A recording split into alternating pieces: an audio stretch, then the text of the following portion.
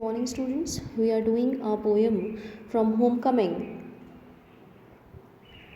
by Rajagopal Parthsarthi. This is the lecture 2 of this poem, and as you all know that this is an autobiographical poem, and in this the major theme is the identity crisis, the loss of identity which the poet is facing when he returns from abroad to his native place in the southern part of India, that is Tamil Nadu. Now, coming to the text of the poem, in the second para, he says, I return home, tried, my face pressed against the window of expectation. Now, what the situation is? अभी situation ये है that poet live for 10 long years and work there in USA. 10 सालों तक क्या है वो विदेश में रहते हैं एंड उसके बाद वो अपने नेटिव प्लेस में वापस आए हैं. बट यहाँ पर आकर के उनको ये लगा था कि जब वो वापस अपने नेटिव प्लेस पे आएंगे तो उनको कुछ उम्मीदें थी. ही हैड सम एक्सपेक्टेशंस, तो वो पूरी होंगी. और वो एक्सपेक्टेशंस क्या होती हैं? जब आदमी विदेश में रहता है और जब वो वहाँ से वापस अपने घर आता है तो ही फील्स कि वहाँ जा कर के उसको अपनेपन का एहसास होगा. क्योंकि ऑब्वियसली आप अगर बाहर हैं, विदेश में हैं, तो आप चाहे कितना ही कुछ कर लें, आप वहाँ के नहीं हो सकते.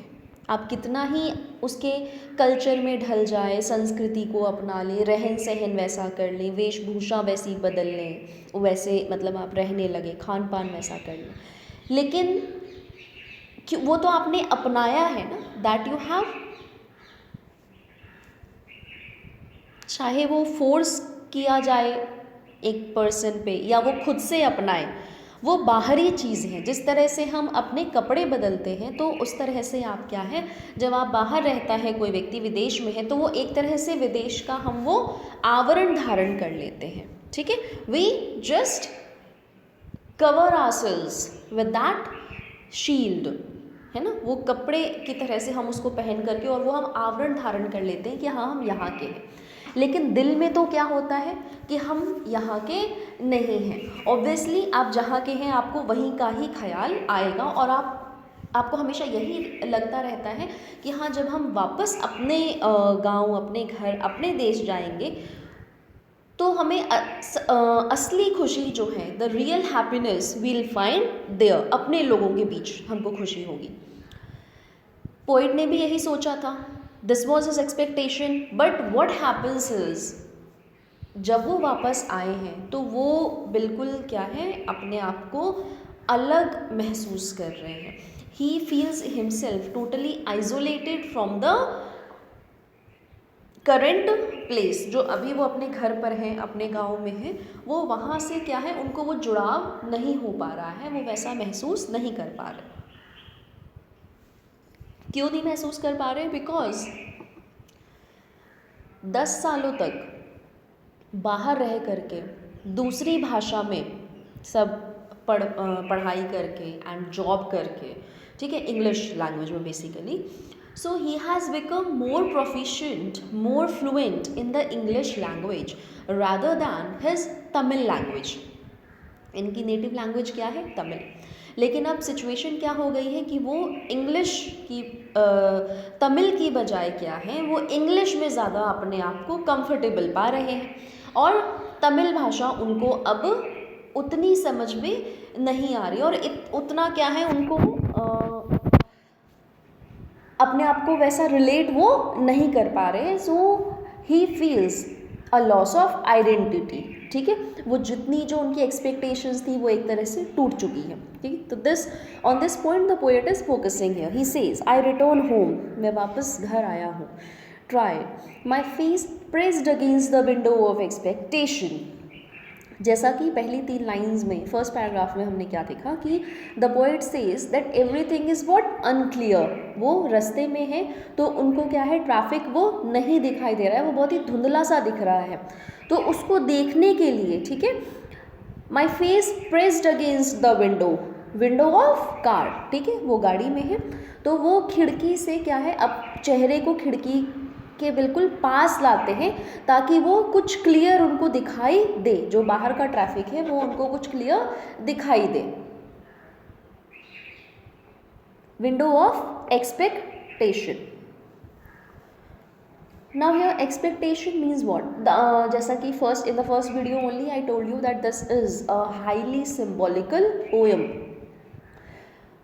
So this also has a symbolical reference, symbolical meaning.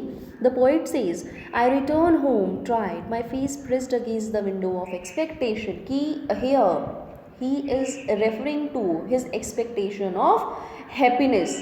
जो घर वापसी से उन्होंने सोचा था कि मुझे खुशी मिलेगी, ठीक है।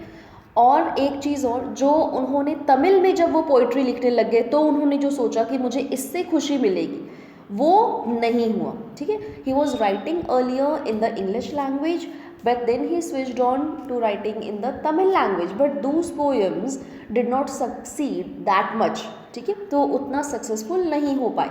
तो उनकी एक्सपेक्टेशन थी कि हाँ मुझे इससे ये सक्सेसफुल होंगी क्योंकि मेरी नेटिव लैंग्वेज है, I will be very much happy while writing in this in my native language. लेकिन हुआ क्या कि वो ज़्यादा फ्लुएंट अपने आप को इंग्लिश में पाने लग गए बिकॉज ऑफ हिज लाइफ, क्योंकि वो 10 सालों तक वहाँ बाहर में रहे, तो वो उनकी जो लैंग्वेज की जो फ्लुएंसी है वो बदल गई। तो ये एक्सपेक्टेशन जो है वो उनकी टूट गई थी इस कारण से। आई क्लाइम द स्टेप्स, अब क्या है वो आ चुके हैं। Now he is saying that I climb the steps to my flat. Now he is moving on to his flat and he is climbing the steps only to trip over the mat outside the door. Trip over means, trip means stumble करना, stumble means लड़खड़ाना, ठीक है। वो सीढ़ियाँ चढ़ करके अपने flat तक वो जा रहे हैं, और लेकिन क्या है वो फ्लैट तक जाते हैं तो फ्लैट दरवाज़ा बंद है फ्लैट का, उसके बाहर दरवाजे के बाहर जो मैट लगा हुआ है, फ्लोर मैट जो है, उसके ऊपर वो लड़खड़ा जाते हैं। Outside the door the key goes to sleep in my palm, a highly autobiographical reference and a highly symbolical line. He says that the key goes to sleep in my palm, means goes to sleep means don't move, जो चाबी है वो हिलती नहीं है। He tries to open the door but वो जो he feels that कि जो चाबी है वो सो गई है, it is not moving. Now this thing shows his mental situation. This is reference to, direct reference to his mental state, कि अभी जो कवि की स्टेट क्या है, ऑफ लूजिंग हिज आइडेंटिटी, कि भाई ही फील्स कि I am native of here, मैं तमिल हूँ, है ना, and but I work outside abroad, मैं बाहर मैंने अपना जो है वो जीवन निकाला है, 10 सालों तक मैं बाहर रहा हूँ, लेकिन बेसिकली तो मैं यहीं से हूँ। But what is happening is I am not feeling that much relatedness from my place now, ठीक है। तो this is his state of confusion. Here the poet deals with the state of confusion of his identity, that now he is what, a English person or a Tamil man, ठीक है। तो this is the major confusion which arises in the life of the poet at this time. And when he was abroad, he had expected that he'll be so happy when he'll come back home, and also he will be very happy when he'll be composing his poetry in the native language, but things turned upside down, चीज़ें क्या है एकदम से बदल गई, ठीक। तो this refers to the loss of identity which the poet is facing, and also the self criticism. The poet is doing his own self-criticism in this poetry. Then he says, I fear I have bungled again. That last refinement of speech terrifies me. Now here he says, I fear. मुझे डर लग रहा है. I am very much fearful. that I have bungled again. Bungled means messed up. Messed up, अस्त व्यस्त कर देना. He is fearful that he has messed up the situation again, कि दोबारा से क्या है, सारी चीज़ें अस्त व्यस्त मेरी ज़िंदगी में हो गई हैं. जो एक प्रॉपर सीक्वेंस में लाइफ चलनी चाहिए कि हाँ, one step this and then the second step comes and then third step comes, वो चीज़ जो है नहीं हो रही है. And my life has turned upside down and I think I am very fearful that I have messed up the situation again. सारी चीज़ें जो है अस्त व्यस्त हो चुकी हैं. जैसा मैंने सोचा था वैसा कुछ भी नहीं हुआ. Here it refers to his thinking process that कि जो उन्होंने उम्मीदें लगाई जीवन से वो पूरी नहीं हुई और चीज़ें सब तरह से क्या हुई, अस्त व्यस्त हो गई. That last refinement of speech terrifies me. Now here a very important line. It refers to his living in London for 10 years. वो वहाँ 10 सालों तक रहे बाहर अब्रॉड में. ये लाइन जो है उस सिचुएशन को रेफ़र कर रही है बिकॉज अब्रॉड में इतना लंबा वक्त बिताना और उस सिचुएशन में वहाँ पर रह करके वहाँ के कल्चर में एक तरह से ढल जाना और वहाँ की लैंग्वेज को अपना लेना. ठीक है, इंग्लिश ऑब्वियसली इंग्लिश लैंग्वेज में वो इंग्लिश लोगों के बीच में रह रहे थे और उसी भाषा में बात कर रहे थे, उसी भाषा में काम कर रहे थे. So he has become more fluent in that English language and he is referring to that refinement. Now he is a very refined English person. He is very much refined in the English language. He is very much proficient in English. Earlier he wrote in English language and then he wrote in Tamil, but that thing failed.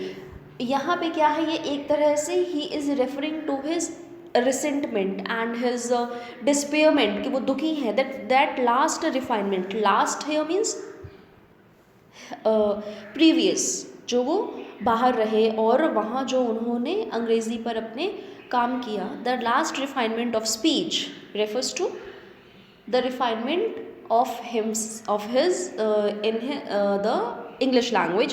Terrifies me. Terrifies what? Terrifies me डराना. ठीक है,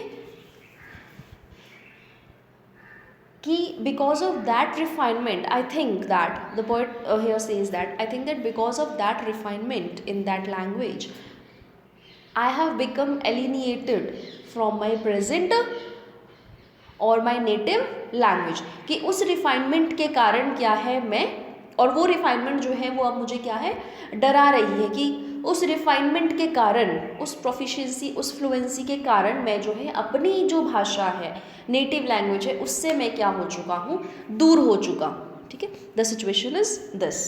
तो this situation is terrifying the poet. He is feeling so fearful because of his refined English language.